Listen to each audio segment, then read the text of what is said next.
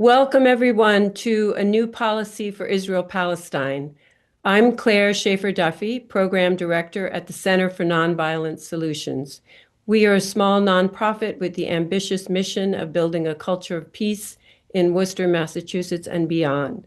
The center provides educational resources to help people reject violence as a means for resolving conflict and understand peacemaking as a way of life.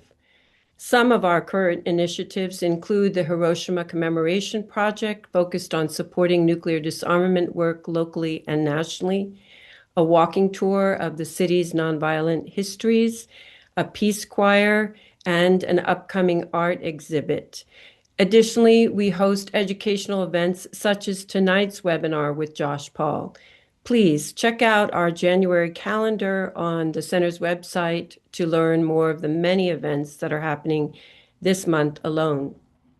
Tonight, former U.S. State Department official Josh Paul will explore what it would take to advance a more just and sustainable U.S. policy in the Middle East.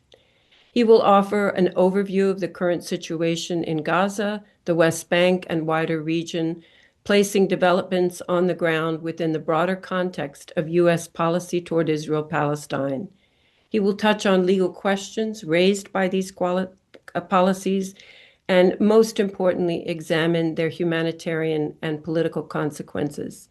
He'll conclude with an assessment of the current U.S. political landscape, which is, as we all know, ever-changing, and some potential paths forward. A Q&A with the audience will follow, and you will have an opportunity to question our speaker. The Center is so pleased to co-sponsor tonight's webinar with Community Alliance for Peace and Justice, represented this evening by Roxanne Bruno. Thank you, Claire. Community Alliance for Peace and Justice is a grassroots organization advancing human rights, democracy, and accountability in U.S. foreign policy with a focus on Pakistan and Palestine. We're very grateful to co-sponsor this important and timely conversation. And before we begin, just a very few quick words about housekeeping. This webinar is being recorded and chat is fully enabled, and all registrants will receive a link to the recording and a complete chat transcript. So please keep your chat comments respectful and focused, and you are welcome and invited to use the chat to share resources. We've already dropped a few in the chat for you. And please, if you can, keep your microphone on mute. We will, as Claire said, have a question and answer session with Josh at the end of his presentation. If you have questions for him, please submit them into the chat, and we will address them after the presentation as time allows. Thank you, Claire. Thank you, Roxanne. Close to 200 people registered for tonight's webinar, which gives good evidence of the keen interest in the topic and our speaker. Josh Paul is the co-founder of a new policy and organization working to transform U.S. foreign policy toward Israel and Palestine so that it reflects core American values: liberty, equality, democracy, and human rights, while advancing U.S. interests abroad and protecting civil liberties at home. Josh resigned from the U.S. State Department in October 2023 in protest of the Biden administration's decision to rush lethal military assistance to Israel amid its war on Gaza. I think Josh told the nation, excuse me. The yellow zone is where they cannot cross, and the green zone is under Israel's control, mostly farmland and fertile lands. And as you know, Israel is continuing to demolish.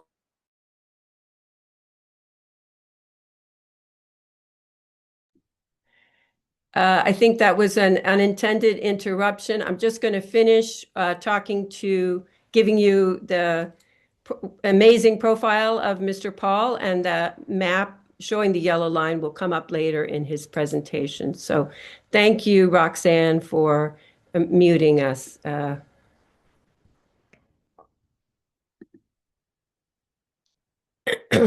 Josh resigned from the U.S. State Department in October 2023 in protest of the Biden administration's decision to rush lethal military assistance to Israel amid the war on Gaza.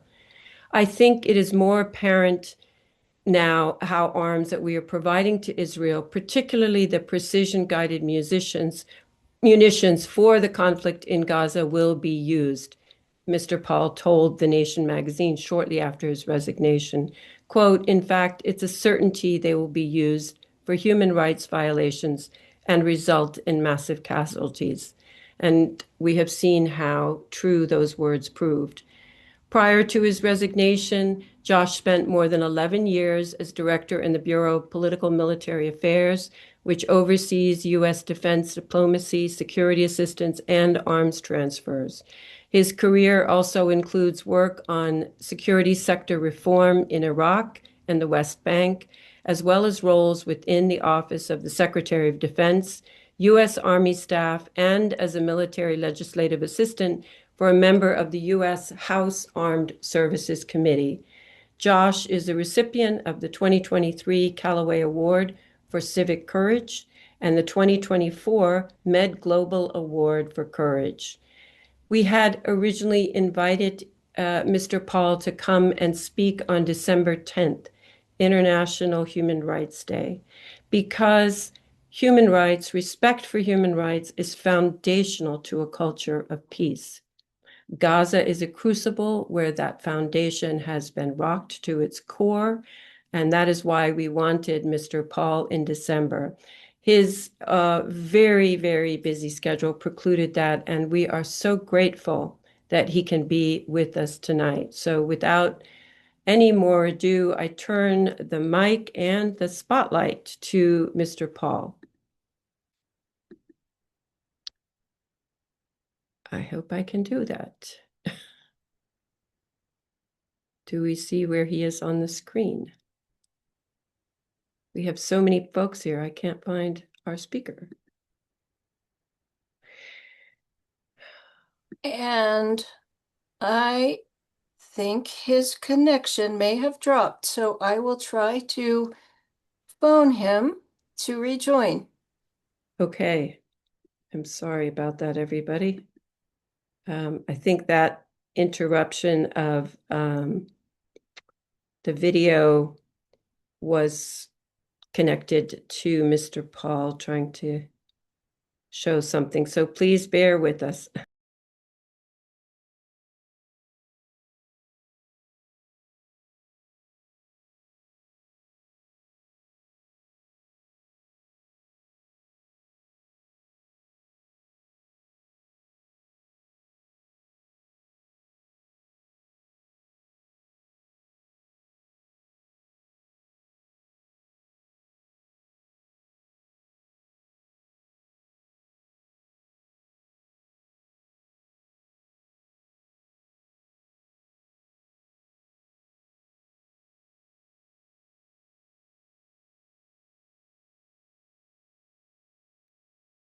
Hello, I am so very sorry. My computer crashed right as you started to introduce me, but I think we're good now. You can all hear me. I've been introduced, I assume. You have. All right. You had a grand introduction. I'm sure it was wonderful. Sorry about that. Thank you So so no, much. It we're was, glad to see you. Take it away. all right, thank you. So, thanks everyone. Thanks for your patience. Really glad to join you. Thank you, Claire and Roxanne, for hosting this discussion. So let's not waste any more time. I'll dive right in. What I'm going to do is, as Claire said, sort of just talk right now about the current state of play in Gaza and the West Bank. Talk about the U.S. policy role up to this point. Discuss some of the legal issues arising from the context of those policies, and then end with a bit about sort of where we are right now here in America and where we go from here. I'm obviously not going to be able to cover everything, so there is a Q&A. Please do feel free to press on any issue, or if there's something you want to get into more that I did raise or that I didn't raise, please feel free. So, the current state of play in Gaza and beyond.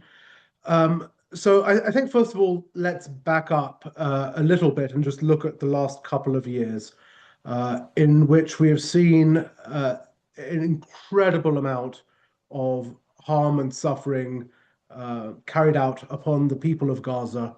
And of course, we have to note with American weapons and with significant American funding.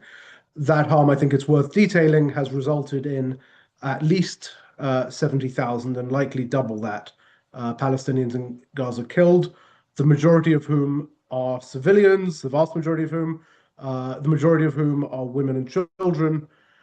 We've also, of course, seen, in addition to that, I mean, you're talking now about a population in which post-traumatic stress disorder is endemic. There was a statistic today that at least 30 to 35,000 Gazans have lost or severely damaged their hearing as a result of the explosions that they've endured almost constantly for the last couple of years. And of course, we're also talking about the destruction of the entire economy, of water purification, of power supply systems, of hospitals, of schools, and even of farms and agriculture. Gaza did have a limited farming economy prior to the last couple of years. According to satellite data, over 78% of Gaza's flora has been destroyed in the last couple of years. So 78% of all plant life in Gaza. So significant devastation, and of course, a population that, having been living on minimal nutrition supplies for the last 25 years, has been, in many cases, and particularly in the north of Gaza, in a state of starvation at various points during the last couple of years with the blockage of humanitarian supplies and aid. So that's where we have been up until this current ceasefire. So the current ceasefire started late last year, is based on a 20-point plan by President Trump. I think it's worth noting this is a ceasefire this plan was generally concocted between three key entities: the Trump administration, the Netanyahu administration, and somewhere in the middle of it, Jared Kushner and a few other advisors who are not part of the US administration, but are very close to both Israel and Palestine, and sorry, Israel and the US. The key player, of course, that is not or was not part of concocting or crafting this plan was the Palestinians. Hamas, of course, agreed, at least to some parts of the initial ceasefire plan, but there was no Palestinian finger in really the drafting of the plan, the setting of the framework, the determination of the path forward.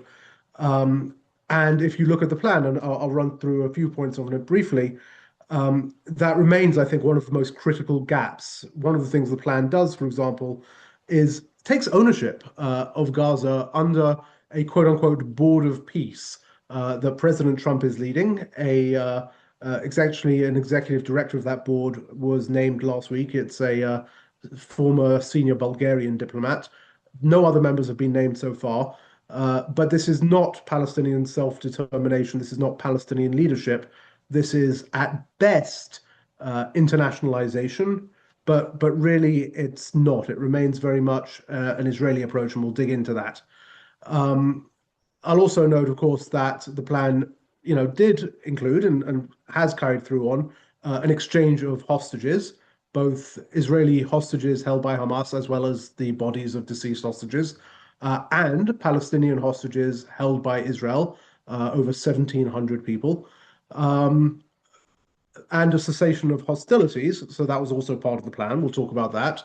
The plan also, the 20 points, included a full resumption of humanitarian aid, an IDF phased withdrawal from Gaza, and an international security force.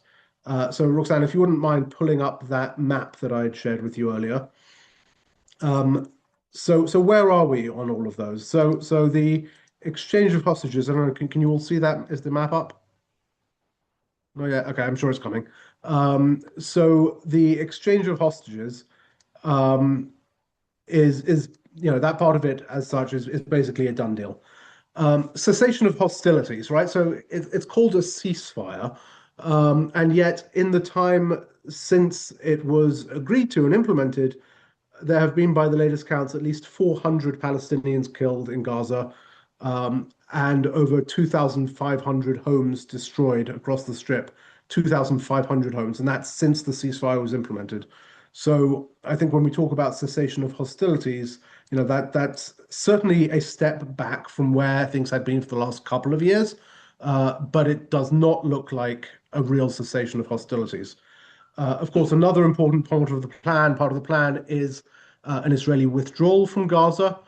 Here's where things stand today, more or less. So this map is actually from October, and if it was updated today, all you'd see really is there's been a slight increase in Israeli presence, particularly in the southern area towards Khan Yunis. There, they've stepped forward a couple of blocks, but basically, Israel today militarily occupies 58% of the Gaza Strip behind what they call a yellow line.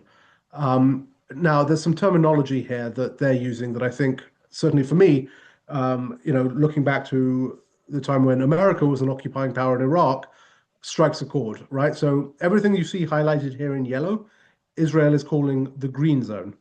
Everything you see not highlighted in yellow in Gaza, which is most of the urban population centers, is quote unquote the red zone.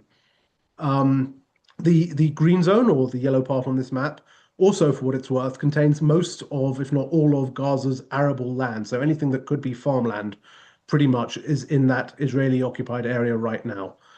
I'll first say that the expectation from certainly everyone I've spoken to in the US government, in the NGO sector, and in the reconstruction private sector no one expects a significant change to this status quo for the foreseeable future. So at least for the next year or so, the expectation is that this is what it's going to look like. This is not what the plan called for, but this is where we are, and it's very hard to imagine Israel sort of withdrawing from this terrain that it's holding.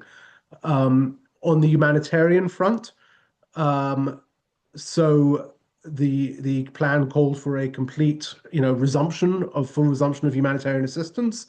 Nothing near to that has really occurred. There've been a couple of days in which about 600 up to 600 trucks made it into Gaza, which is where we were pre-October of 2023.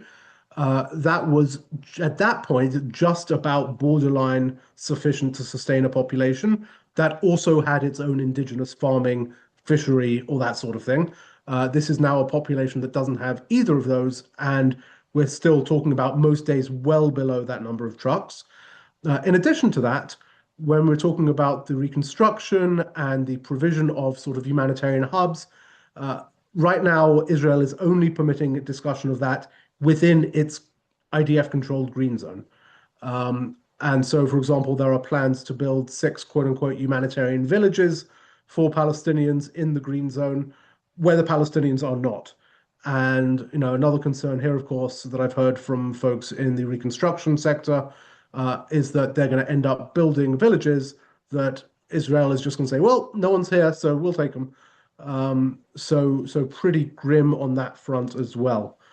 And of course, I should finally add, while we're looking at this map, that a number of those. So I said that there have been 400 at least people killed in the last couple of months under this ceasefire. At least a couple of dozen of those have been people who have been approaching the yellow line. Now, on the map, you can see a yellow line. Of course, on the ground, there is no yellow line. And several of those people have been children who were just, playing or getting too close to the line and have been shot dead. So I think a very, very grim picture there.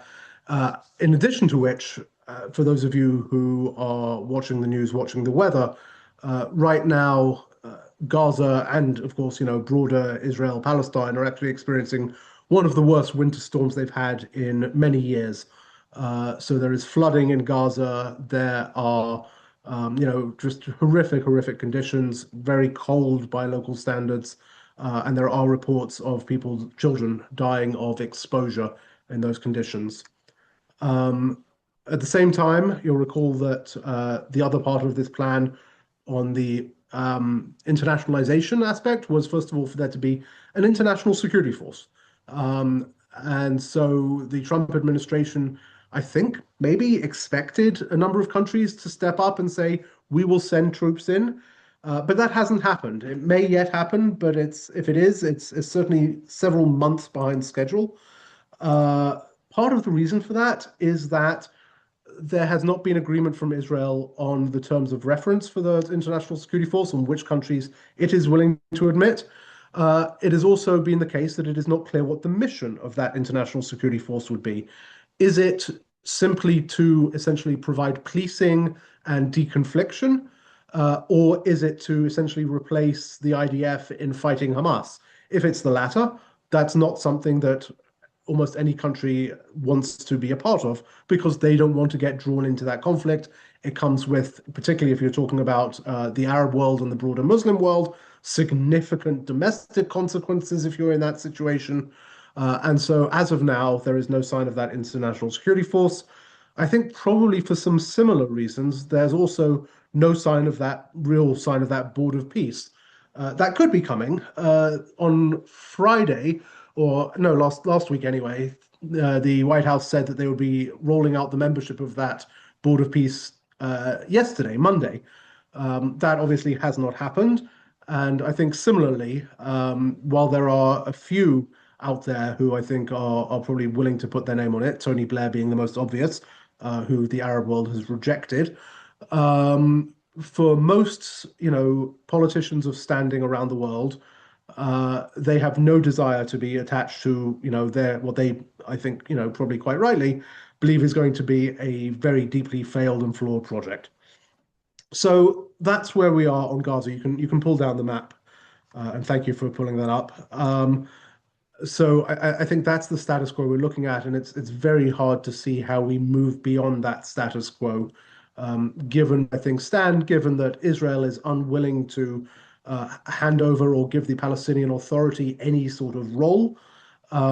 We have seen, of course, reports of Israeli connected militias beginning to operate in the quote unquote red zone. And it's possible that Israel is essentially trying to use proxies to extend its reach in that space. But that, of course, is not a long-term solution. It's not any kind of moral solution. Um, just a bit more on sort of broader region.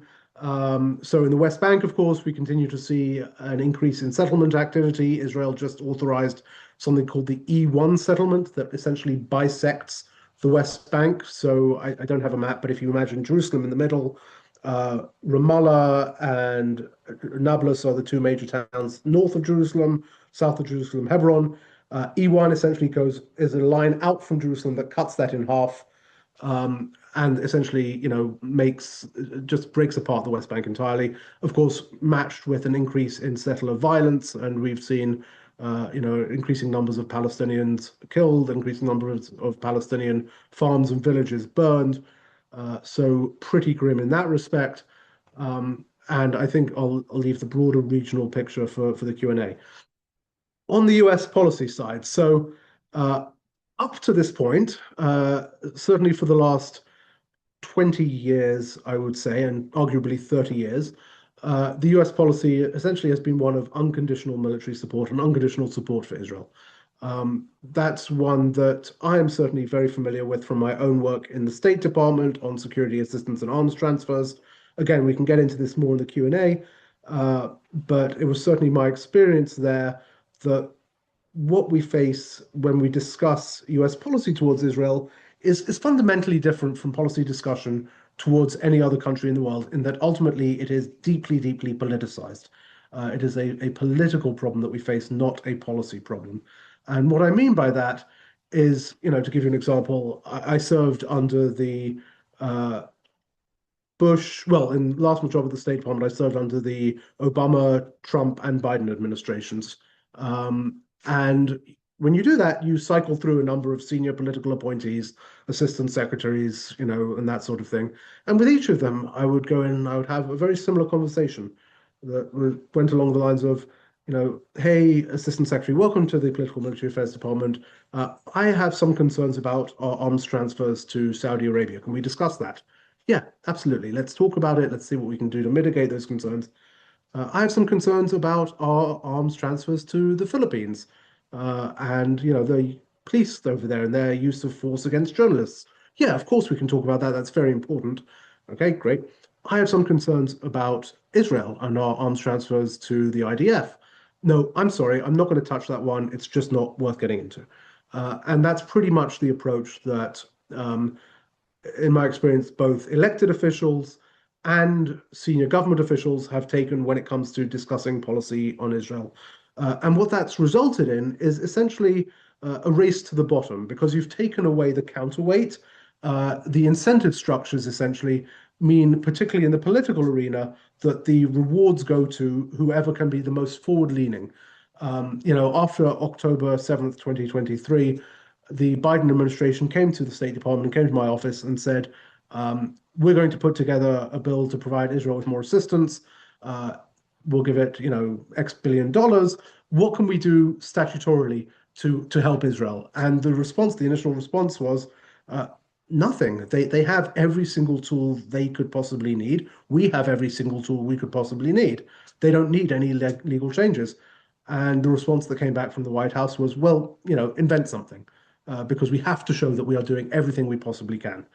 And where this has left us essentially is that over the last 2 years, we've provided over $20 billion in direct support to Israel's operations in Gaza. Over $32 billion we've spent total on conflict in the Middle East, much of it, if not all of it, I would argue, essentially in response to either protecting Israel from the consequences of its own actions or otherwise reinforcing its operations around the region. And I want to dive into that point about the consequences of its own actions, because I think that's a really important aspect here. You may be familiar, for example, as we talk about security assistance to Israel from the US, you may have heard of something called the Leahy Law. So the US provides countries around the world with, billions of dollars on an annual basis to provide for their own security. But the law is very clear that we cannot provide that assistance to units of a foreign security force that are credibly alleged to be involved in gross violations of human rights. It's actually not even a very high standard, right? It's not that they are convicted of gross violations of human rights. It's that if they are credibly alleged to be involved in gross violations of human rights, we cannot provide them with US taxpayer money for weapons. And that's a law that dates back actually to the 90s and is built on essentially the US experience, if you recall, in the 80s in Central America, where there were a lot of militias, a lot of war crimes that were committed by US proxies. And in the 90s, Senator Leahy came along and said, we can't be associated with that kind of behavior, period, and passed this law. And in my experience, that law is applied around the world. It's not a perfect law. It doesn't, for example, apply to host nation funded sales. It's only when it's our money that's involved. It doesn't cut off entire countries. It just cuts off entire units. But it's there, it's on the books, and it works, except for Israel, where there is an entirely separate process than there is for every other country in the world. For example, in any other context, you need a junior officer in the State Department's Human Rights Bureau to say, I have a concern, there's a credible allegation, and that is enough to cut off assistance. In the case of Israel, you actually need the Secretary of State to make the determination. And surprise, surprise, no such determination has ever been made, making an Israeli unit ineligible for US assistance. But it's the consequence of that that I think matters, right? And there's a couple of consequences. One of them, of course, is domestic for us. What we have created essentially, because Israel has become sort of this sacred cow that you can't touch, is an area of US law that is on the books but is not enforced. Essentially giving the executive branch and White House the ability to pick and choose which laws they want to enforce and who they want to enforce them against. I think that should be deeply concerning, well beyond the scope of talking about Israel, because once you create the space for that sort of abrogation of the president's fundamental responsibility to faithfully uphold the law, you are creating a very dangerous precedent that, as I think we are seeing, will not end up being just limited to the context of Israel or foreign policy for that matter. That's one consequence. The other consequence is that not applying things like the Leahy Law, and combined with a lot of the other actions we've taken over the last few years, right? Vetoing resolutions at the United Nations calling for a ceasefire, sanctioning now the International Criminal Court and its judges for even offering indictments, issuing indictments of Israeli government officials. What this also does is essentially it shields Israel not only from pressure or justice, but also from the repercussions of its own actions. I think, in a way, states learn just like people learn, just like children learn, that you do something and there is a repercussion and you learn from your mistakes. For the last 30 years, Israel has not had to learn from its mistakes because America has made sure that there are never any consequences, whether in the Leahy Law, whether in our military support, whether in Israel's diplomatic standing. And I think a consequence of that is the lack of accountability, this impunity, has essentially given Israel a false sense of its own ability to act as it likes. And I think ultimately to its own detriment, not only because of the harm it is doing to itself, but also because ultimately there will have to be some sort of a reckoning. And Israel is in no way emotionally or mentally prepared for that day. Um, anyway, so that's where things stand now. Except, and I think it's worth wrapping up with a brief talking about where we are in American politics, because here I think there is a little good news, and I don't want to overstate it. Um, when I think about American politics and policy towards Israel Palestine, I think I'm more optimistic, or I am more optimistic in the long term than the short term. And the reason I'm more optimistic, first of all, for the long term, is the last couple of years have seen a fundamental transformation of how Americans view this conflict, of how they think about Israel's actions, of how they think about Palestinians. And you can see that in every single poll that has been run on whether you're talking about Republicans or Democrats, whether you're talking about every sort of background, every identity. But it is, a trend that is most clear in young Americans. And, I think that as we look ahead to generational change, which unfortunately takes 10 years, 20 years down the line, there will be, I think, an irreversible momentum towards transformation. The problem is, of course, we can't wait 10 to 20 years. But we are seeing shifts in American politics. We saw, for example, last summer, um, the majority of the Senate Democrats vote to block an arms sale to Israel for the very first time.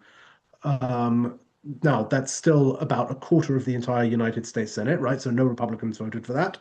And it's still, again, half of Democrats, or just over half. But it also included, those who voted against an arms sale to Israel included these senior Democrats on the Foreign Relations Committee, on the Armed Services Committee, on the Appropriations Committee. So there is a change there, and I think we can see that momentum building.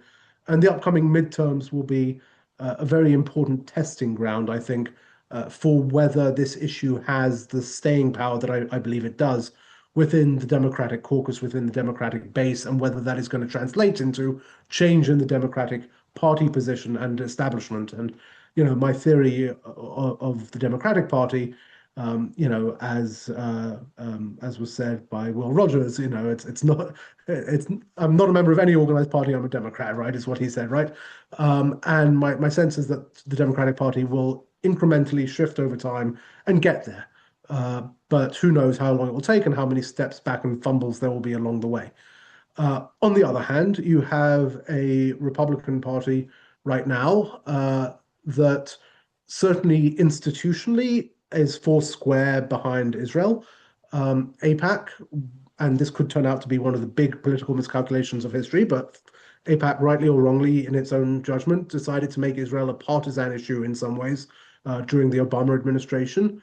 And at least on the Republican side, it succeeded. And support for Israel in the Republican establishment uh, is extremely solid, but I think also extremely brittle.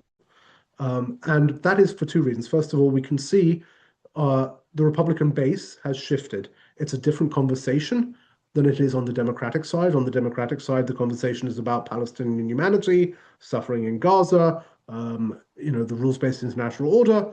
On the Republican side, the discussion is about why are we sending our taxpayer dollars overseas, and is this America first or Israel first? Um, and there is, I think, a risk, maybe a small one, but a growing one, that where the Democrats sort of shift incrementally, the Republicans could snap.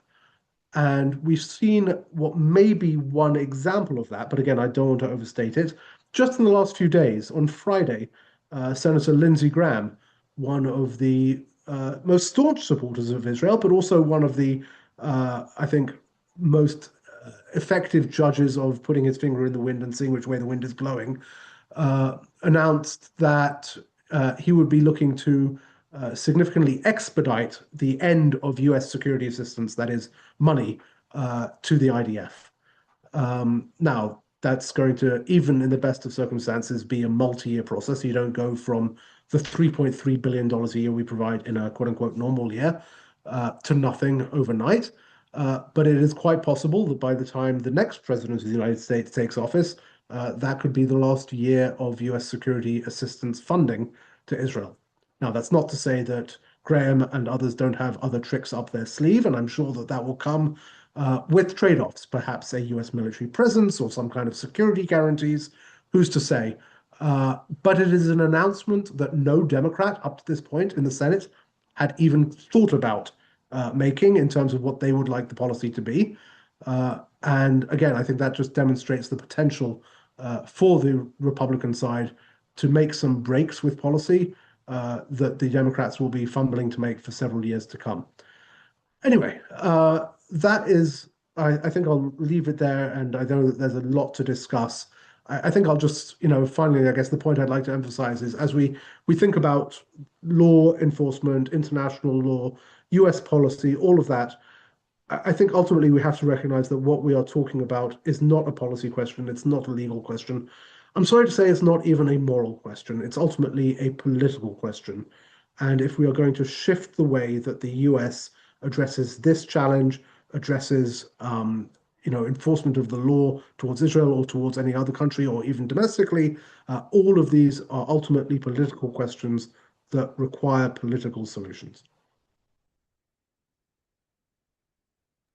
Thank you very much. Thank you, Josh. I'm going to kick off our Q&A with two questions.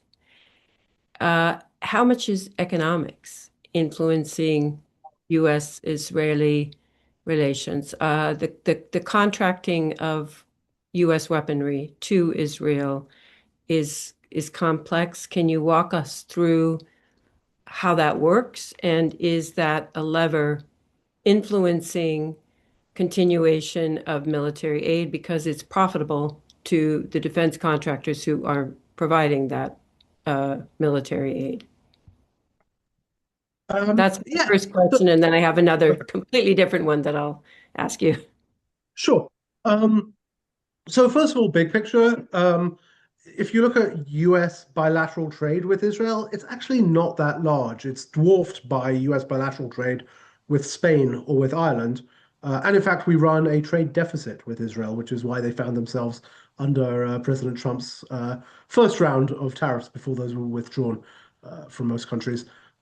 So economically, certainly at the bilateral trade level, it's not that big. Although I think it is worth pointing out that there is a significant US-Israel shared economic trade when it comes to high tech, the tech industry. And there is a significant Israeli tech presence in Silicon Valley. And it's particularly a tech presence that is directed towards defense and surveillance technology. And in fact, ICE uses a number of Israeli surveillance technologies that were first developed in the West Bank against Palestinians. Good example of imperial boomerang there. Um, and then on the defense side, actually, I know this isn't sort of the sort of common wisdom, but I don't think that the defense industrial base is actually profiting all that much um, from the US funding for Israel, right? So the US provides Israel a typical year with about $3.3 billion in military assistance. Um, but that's out of US arms sales globally on an annual basis of approximately $180 billion. So the 3.3 billion is dwarfed by what countries like Saudi Arabia, Japan, Australia, the UK, Germany spend in a typical year on US military equipment.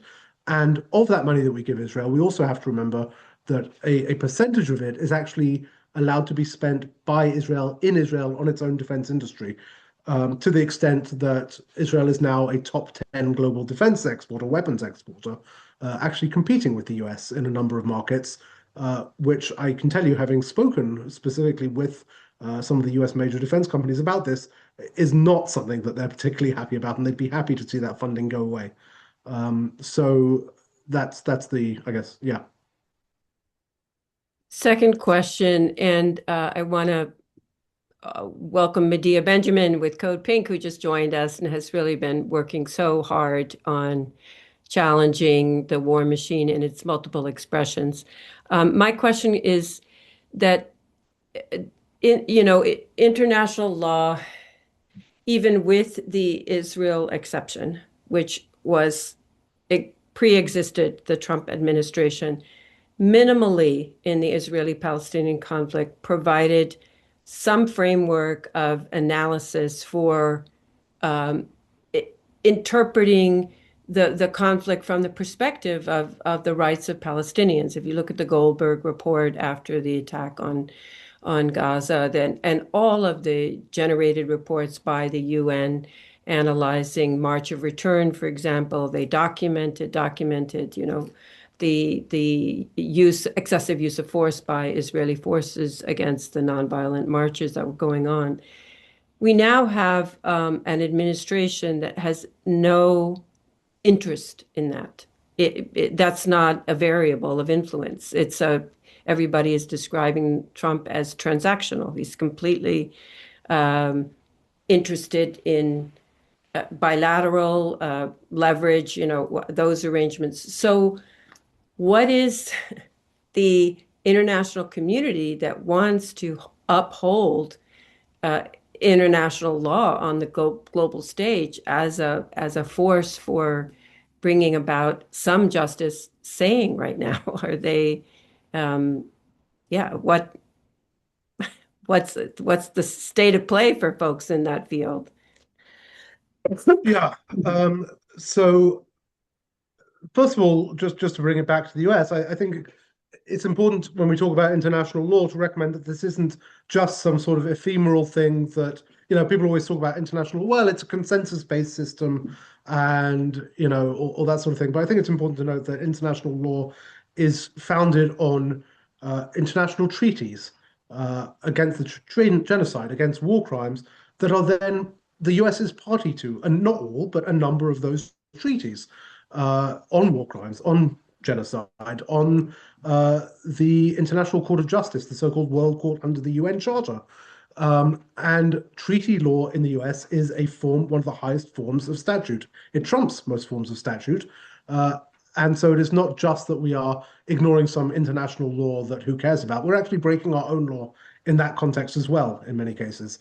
I think Palestine has become the crucible, the testing ground for the future of international law. It was, always immensely frustrating to me when Secretary Blinken would talk about the rules-based international order, which, is an order, by the way, that I think, the greatest generations of Americans worked to build, and which America, at its best, has been at the forefront of expanding and protecting. But when Secretary Blinken would talk about and to be clear, we have also, in many occasions, found ourselves afoul of it and done some very harmful things to it.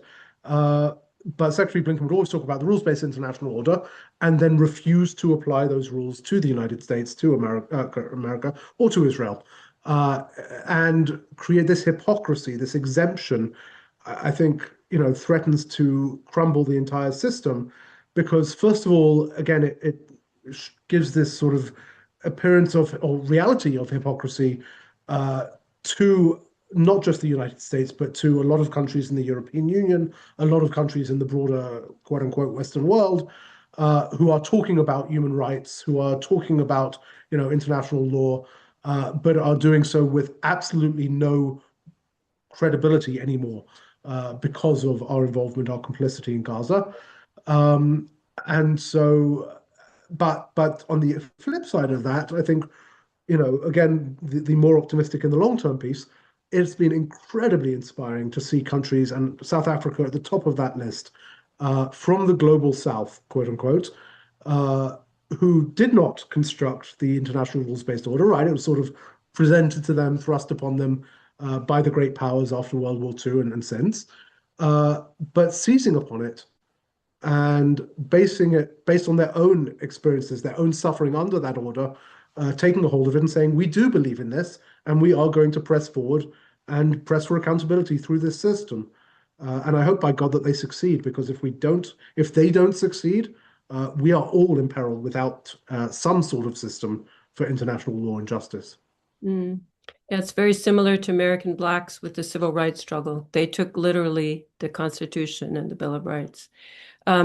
Roxanne, I pass. Miss Schaefer Duffy, could I interject for a second here? I can't. We're just going to let Roxanne take a question, and if you want to put your question in the chat, that would be great. That's a little disheartening. Okay, go ahead, Roxanne. Josh, I had a prepared question for you, but we have so many wonderful audience questions. I am going to start with a question from the audience, it's an amazing idea. And the question is, can U.S. citizens sue the U.S. government for violation of the Leahy Law and international laws? And could doing so potentially slow the flow of arms and aid to Israel? Is that a thinkable process? Yeah, sure. No, I'll answer that. And let me also just say before I answer that, Kevin, I'll stay online as long as it takes till we get to your question, okay? So on suing the US government, there have been a couple of efforts to do that. There was one last year under the US implementing law to the Genocide Convention, in which a group of Palestinian Americans, helped by the Center for Constitutional Rights, brought a case seeking an injunction against arms transfers to Israel under the Genocide Convention. Their case ultimately was dismissed on a couple of grounds. The first was, ultimately it came down to a question of justiciability and what they call the political question doctrine, right? So in the US court system and US jurisprudence, there is this essentially this doctrine that courts shouldn't get involved in what are ultimately policy and political questions. They are there to determine the law, not to set foreign policy, not to set domestic policy. The problem is when it comes to foreign policy, the precedents are so great to give the president essentially the full range and full freedom not to tie the executive branch's hands in the conduct of foreign and defense policy, that it's very, very, very difficult to get any sort of court to agree to give you standing to move forward and to actually advance a case in that of that kind. The second problem you face is that even if there was justiciability and standing, the US government has argued that in most of these laws, and as they're drafted, it seems the case, there's no private right of action.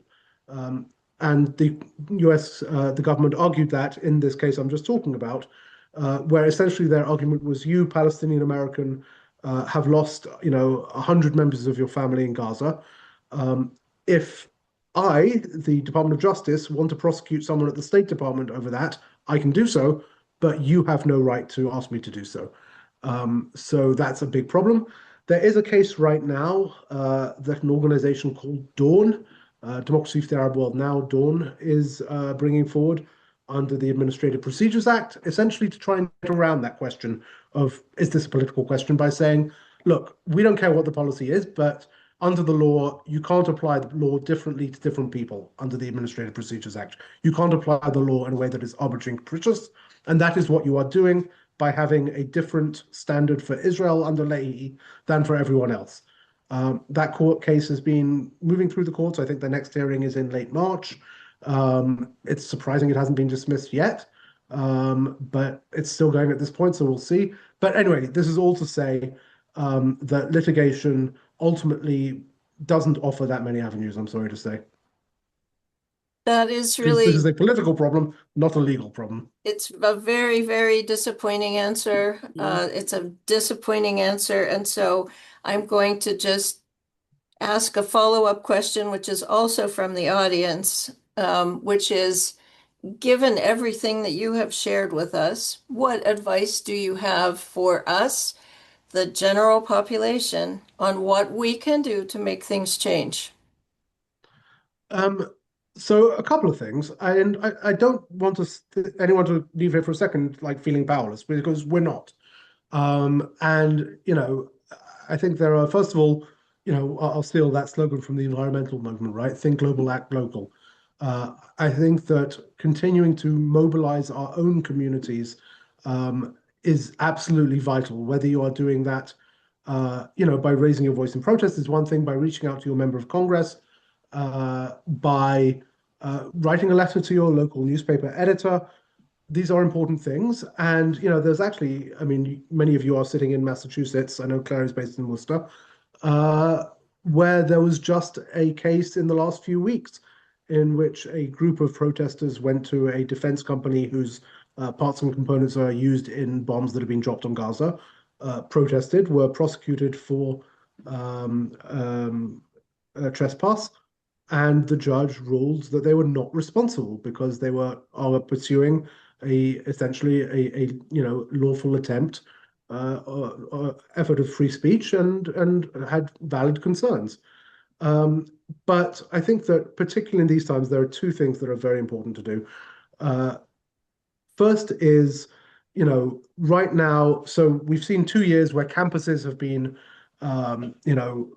focused on this question of what is happening in Gaza, where the US political debate has been focused. There's a lot of people who I think recognize that they have lost the debate and have given up maybe trying to win it, and want to go away, and want to say, look, there's a ceasefire now. That's all in the past. Let's move on. Let's not talk about this anymore. So I think the first thing we have to keep doing is raising our voices and making it clear, particularly to our elected officials, that this does still matter, that, the conditions on the ground remain absolutely appalling, that US complicity remains ongoing, and that there has been no accountability for any of this, and that this is going to matter for us when we go to the ballot box. I think we also have to continue to, so that's the vertical portion. I think we also have to continue on the horizontal portion, and have uncomfortable conversations, right? I think we all have had conversations with people who we agree with on these issues. Isn't this terrible? What else can we do? But I think it's also important to take people out of their comfort zone, whether that's at your next dinner party, or, when you're, standing in line, waiting at the checkout counter in the supermarket. Have these conversations, and normalize this discussion and this debate. Don't let it be something that people are too afraid to touch. Thank you. That's wonderful advice. We have a question on the criticism of Representative Thomas Massie from Trump and AIPAC. And the questioner wants you to talk a little bit about that. Could Massie animate other Republicans in the House, because he is coming under attack? And maybe give us a bit of background on what some of those attacks are. I'm not familiar. Yeah, so Thomas Massie is a Libertarian Republican member of Congress from Kentucky. He has been, certainly up until Marjorie Taylor Greene suddenly sort of surfaced and has now left, but other than her, has been sort of the only sort of vocal voice on the Republican side, certainly the only publicly vocal voice on the Republican side in Congress, saying, why are we spending billions of dollars on US military assistance to Israel? Why are we shutting down free speech around the US for Israel? You know, there have been a couple of others who have joined him on that latter point, but he's really been sort of leading the charge. And this has certainly brought him into conflict with certainly organizations like AIPAC, with President Trump. I mean, Massey, being Massey, has also led the charge on war powers to stop the bombing of Iran over the last summer. He also, of course, was a co-sponsor on the resolution that passed to release the Epstein files. So another sort of point of contention with President Trump. So a lot of money is currently being poured into trying to primary him and push him out of office. I don't know that Massey himself is necessarily a trendsetter within the Republican Party. But I will say that setting aside Massey, I think there is a rising bubble, and I've having these conversations. So my full-time job now is lobbying Congress on these issues, and I'm having these conversations on a regular basis, an increasing basis now, with Republicans who are saying, look, I'm not ready to jump yet. I don't want to get crosswise with President Trump. I don't know where he is. You know, if you go out of line and then he goes in a different direction, you could find yourself cut off. But I've got to do something. My base is pressing me. The ground is shifting. Can you help me? So I think that shift is that demand signal is there, and whether or not Massey himself is representative of it, it's coming. We have Oh, Roxanne, do you want to take a question? I'd like to offer a question up to Mr.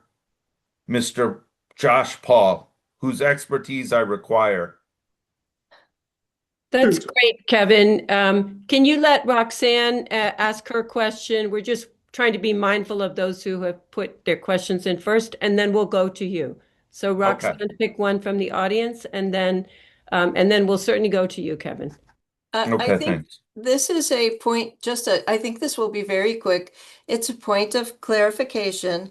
We have a question about, are there any parameters on how Israel can use the billions they receive from the US? I think it's a quick answer, but will be great to clarify. Thank you, Josh.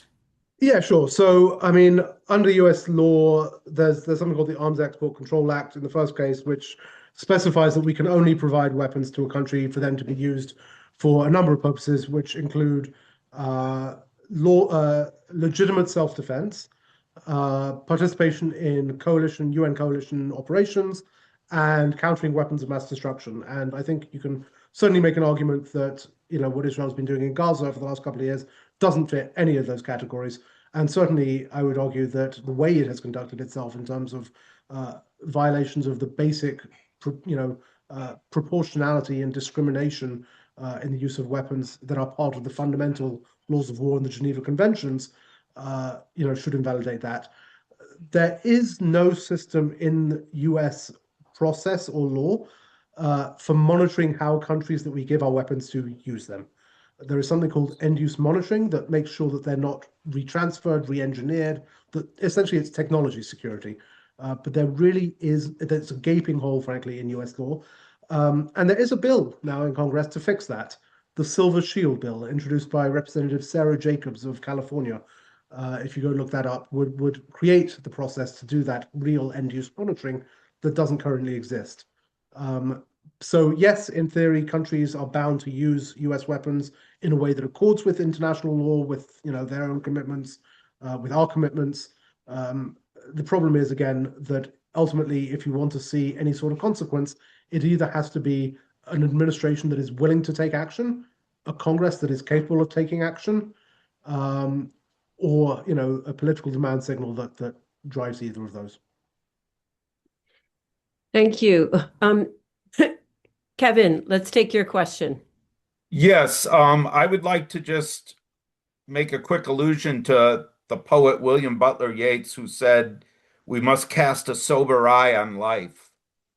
Um, Among the Israeli citizenry, there are elderly citizens who remember what it was like to survive the Nazi death camps.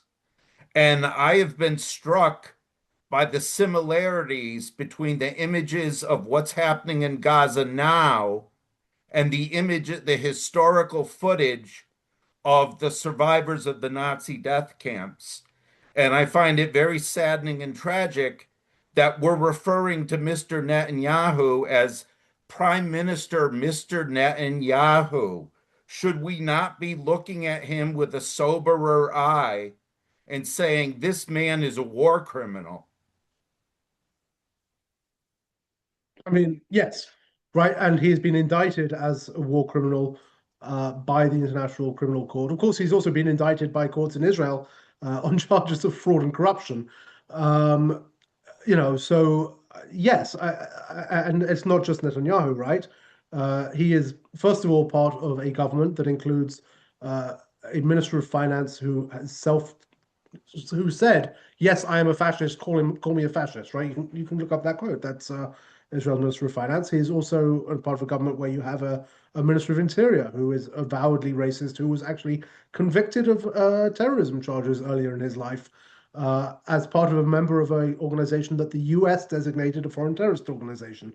Um, and unfortunately, I'm sorry to say, again, I think this goes back to that discussion we were having about the lack of repercussions, the lack of consequences. Um, I'm afraid that the current Israeli government, there are going to be, it looks like, elections in Israel this coming September or October. There is no guarantee whatsoever that it will be replaced by anything better.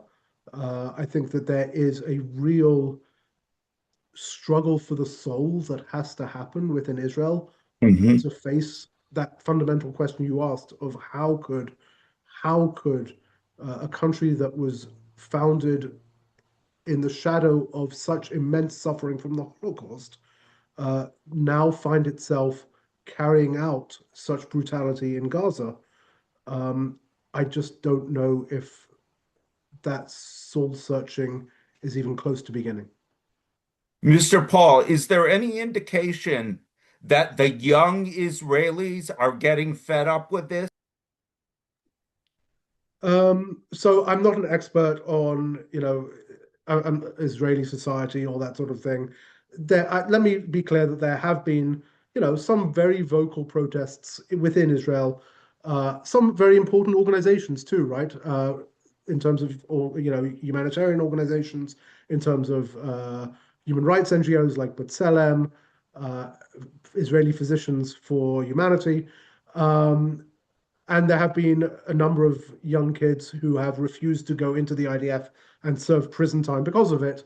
But it is my impression that we are talking about a relatively small proportion of Israeli society. I'm sorry to say, a smaller proportion, certainly, than we were talking about 30 years ago at the time of the signing of the Oslo Accords. We're going to take a question now from Khadiji, a student at George Washington University, who notes that many of the students there care deeply about the conflict, but are hesitant to speak openly amid the current Department of Justice investigation into anti-Semitism on campus. What advice would you give to students and the younger generation on how to engage with the issue thoughtfully, courageously? What would you like to see from us if we want to create real, meaningful impact?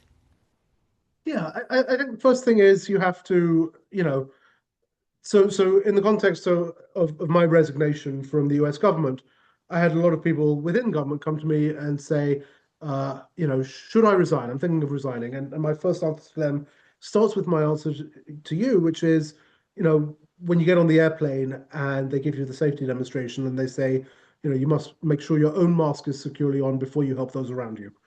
Um, so I think you have to be very cognizant of what are the risks you personally are facing. I think that those of us in positions of privilege, whether in terms of our race, our career, our citizenship, have a responsibility to speak up that is greater so that people, others don't have to.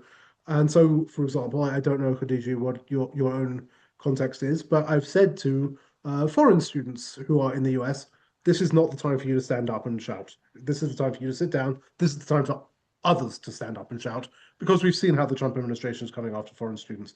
I do think that, again, that there are many ways of raising your voice and your profile on these issues, and protest is one of them, but so is student journalism, so is student government. And I think another important thing as well is also coalition building. That we cannot expect, all students to stand up for Palestine if we are not there when, Hispanic students are being bundled off by ICE, or when African American students are being told, we are no longer going to teach your history. And so I think that it is worth, investing in those coalitions and in those causes in order to strengthen all of us in our ability to push back. Thank you. Roxanne. Yes, I would like to recognize we do have Medea Benjamin from Code Pink with us, and she has been patiently raising her hand to be recognized to ask a question. So, Medea, if you are ready, please go ahead. Wonderful. I always love listening to Josh Paul. And Josh, on this issue of Republicans, I wonder if there is sort of an easy way to start pushing them on something like the West Bank violence, to write a letter to Netanyahu, perhaps. I was talking to some Palestinian Americans, and they were telling me that they have land in the West Bank that the Israelis are confiscating. So maybe, on this kind of business issue and Palestinian Americans, but, something that we could get them moving on. Yeah, and I'm sure all of you know Medea, but she is just an absolute hero and such a vital voice in Washington, D.C. When you speak about the courage to speak up, that's Medea. So yeah, I think that there are a couple of angles here. I hadn't heard before about American citizens having their land confiscated, but I think that's a great one. I would love to bring that in front of members of Congress to address, because if that was happening anywhere else in the world, you'd have them raging about it, from the White House and that sort of thing. There's also, I think, there's an important angle here for many in the Republican Party when it comes to Christian identity. A lot of people aren't even aware that there is such a thing as a Palestinian Christian, whereas, of course, it is one of the oldest Christian communities in the world. And indeed, two of the oldest Christian churches in the world have been bombed by Israel in the last couple of years, one in Gaza, one in the West Bank. But I think speaking to the plight of the Christian community, the Palestinian Christian community, is another point of connection with some Republican offices. But and then I think for others, and this is probably a smaller subset of more sort of traditional Republicans, but the concern about Israeli annexation in the West Bank and what that means for the stability of the Middle East, the Kingdom of Jordan, and all that, I think is also probably a compelling route. But I don't know. I think that beyond those who you will be able to get on the argument about property and faith, I think for a lot of Republicans, it's the West Bank isn't going to be as compelling as the broader question about, as we were saying, Israel first, America first, or why are we spending our money in this way? But I think that there are some important inroads to be made there, and be happy to chat offline about where those may be. I Claire, do want to if be respectful of people's time because I see that it's 10 past 8, at least over here on the East Coast. Yes. I was really hoping to ask my prepared question, Josh. I Go was ahead, really Roxanne. hoping to have your opinion on this, and that is, if you would share your analysis of Israel's reported recognition of Somaliland on December 25th of 2025, given that Somalia continues to regard Somaliland as part of its own sovereign territory. How should we understand the significance of Israel becoming the very first UN member state to recognize Somaliland, which happens to be a Muslim ethno-state, as independent? And, what implications does that have? Is it possibly paving the way for a mass displacement of Palestinians? And if so, would the US go along with that? So I'll start at the end there. It's certainly possible that, I mean, Israel, I think it's very clear, would love to find somewhere where it can open the border at Rafah and hundreds of thousands or a million Gazans will just go somewhere. And it's very clear, it's been very clear from the Arab world that no country in the Arab world is willing to partner with Israel in that enterprise. So maybe it's thinking about Somaliland in that context. I think really what's driving it though is it's essentially a thank you to the UAE. So we haven't talked about the regional dynamics much, but the United Arab Emirates, out of all Arab countries, has been a stalwart supporter of Israel throughout the last couple of years. Of course, was one of the early signers on the Abraham Accords. Even before that, had a significant growing economic relationship with Israel, and today also has an important defense and security relationship with Israel. That is actually, it's interesting, and we can talk about this for a long time, that is actually bringing the UAE into tension with some of the other countries in the region, including Saudi Arabia, in part because Saudi Arabia is a country of, I think, 30 or 40 million people, whereas the UAE has a very, very small population, fewer than a million citizens, and doesn't really have to listen to public opinion, even in the way that the Crown Prince of Saudi Arabia, Mohammed bin Salman, does. And so it's been carving its own sort of path with Israel. And the UAE has been the key power in Somaliland. This has been part of sort of the UAE's expansionism that we've seen in Yemen, in Somaliland, and frankly, all the way down.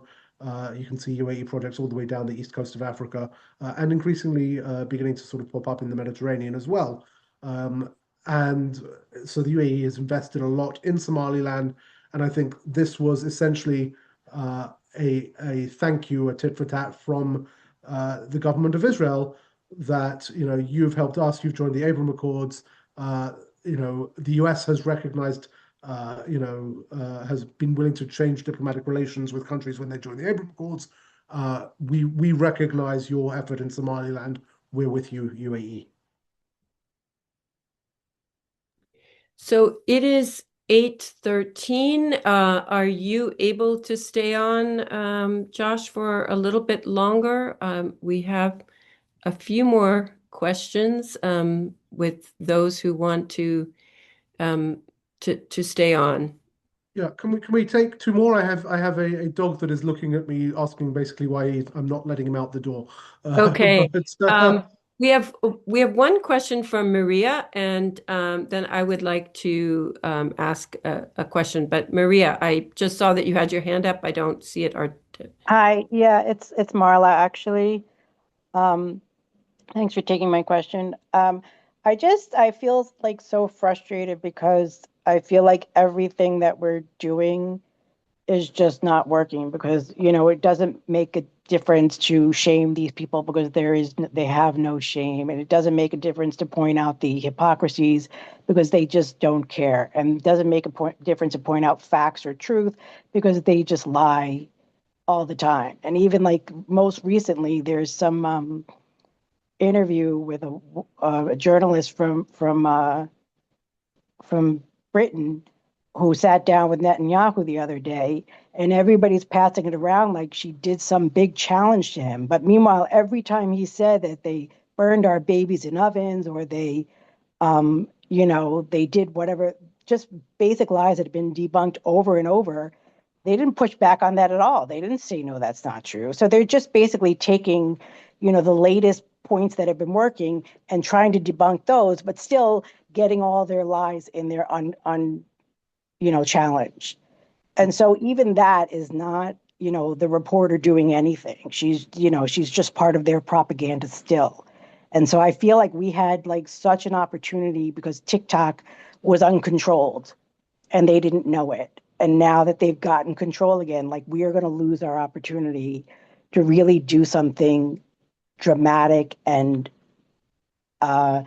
and significant because this has been going on for 75 years and this is the first time that people have even understood this. And I personally found out about it maybe at the beginning, in the early 2000s, because when I went to look at European Excuse me, news, Marla, do you have a question for Josh? yes, but I just want to finish this last point. When I went to look at CNN Europe, it had the difference, but now it doesn't anymore. So how are we going to get something done?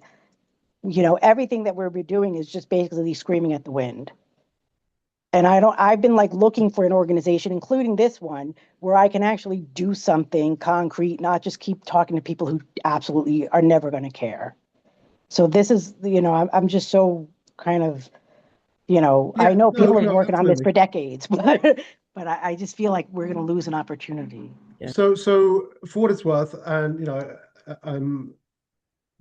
first of all, definitely look at the work that Claire and Roxanne are doing with their organizations. I will say for my own organization, A New Policy, we are trying to build the connectivity between what is happening at the national level in DC and the conversations that are happening at the constituency level across the country in every congressional district.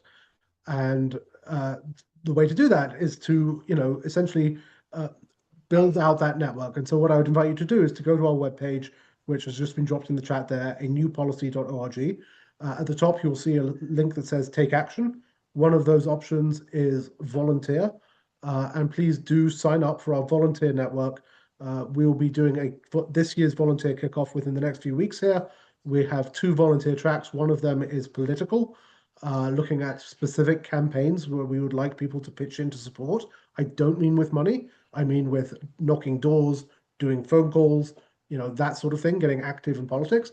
The other is the legislative track, where we will be highlighting how you can engage with your members on specific bills to push them on specific areas. And of course, we're also, you can look at our page and click through to our pack and see all our election endorsements that we're doing as well, because I think at the end of the day, actually, even at the beginning of the day, these primary elections that are coming up around the country for every single seat in the House, but particularly the Democratic primaries, are going to be very important in showing that this issue matters and that we need to support and elect people who are going to line up with us on them. Thank you, Josh. I'll just add some resources. Please check out the efforts of BDS. There's a campaign to boycott Chevron, which has dark implications in Gaza, but also in Venezuela. You can look at the whole initiative of citizens' war crimes tribunals, because Josh Paul earlier addressed the limitation of U.S. courts to rule on violations of international treaties that we have in the U.S. have signed, but there are citizens who are sort of holding their own court to expose these violations. My question, the International Criminal Court of Justice, which is an organ of the United Nations, of which the U.S. is subject to, is at a glacial pace pursuing a genocide argument against Israel. What is the status of that, and what influence will a court ruling have on this political problem that you've identified? Yeah, so the status is that there is a case underway. The court has, of course, issued a couple of advisory opinions that there is, significant risk of genocide, which, should lead states to not provide arms where, that risk is present. Of course, that has not changed stopped the US from doing anything. It did lead to Germany to suspend arms transfers for a bit, but Germany has now resumed those transfers, saying that, well, that risk is over now. Which it isn't, obviously. Of course, when we think about what is the impact of the World Court, of the International Court of Justice, we have to recognize that the ICJ did issue a solid ruling last year, specifically on the legality of Israel's occupation of the West Bank and Gaza, finding the occupation of the West Bank illegal under international law. So it should follow, because the US is a member party to the UN Convention and recognizes the jurisdiction of the International Court of Justice, that it should be illegal under US law to provide any support to an illegal occupation. And yet, of course, nothing has changed. So I think, again, going back to the point that I made about the ICC as well, that we are really going to see the international system tried and tested to its limits in the next few years over these questions of Israel's actions in Gaza, of genocide, of war crimes. again, whether we're talking about specific, prosecutions at the ICC or the broader principles under trial in the ICJ. And there are only two outcomes really, that the US will sanction and dismiss and attack these institutions and pull down the system, or that justice will prevail. If the latter is going to happen, it is going to require political change here in this country so that the former doesn't happen. Thank you very much. On behalf of the Center for Nonviolent Solutions and Community Alliance for Peace and Justice, we deeply appreciate, Josh, your time with us tonight, your expertise, sharing it. You bring to the fore a crisis that we must attend to as Americans, because we have been such facilitators against the denial of rights for the Palestinian people. So let's stay in touch. We support your efforts at the legislative level. To build a culture of peace requires so many avenues to work. There is no lack of points of engagement. So for our audience, we've given you some resources. We will be distributing the webinar, the recording. A special thanks to Roxanne, who's done such phenomenal work helping to pull this together. We'll try to also include resources. And please don't lose heart. We must speak up for the well-being of the Palestinian people, because that is the logic of dehumanization to the extreme. And we are seeing that logic being tested and experimented upon within our own people. So we have an affinity in our suffering, and we have an affinity, and we can draw courage from the resilience of the Palestinian people themselves. So thank you so much. Roxanne, do you have any final word? I also want to say thank you to Josh. Thank you so much. And thank you to every one of our participants who made time to be here for this webinar. And I believe that's how we will ultimately make things change. Keep countering the narrative and just keep pushing back. Thank you all. All right. Take good care. Peace.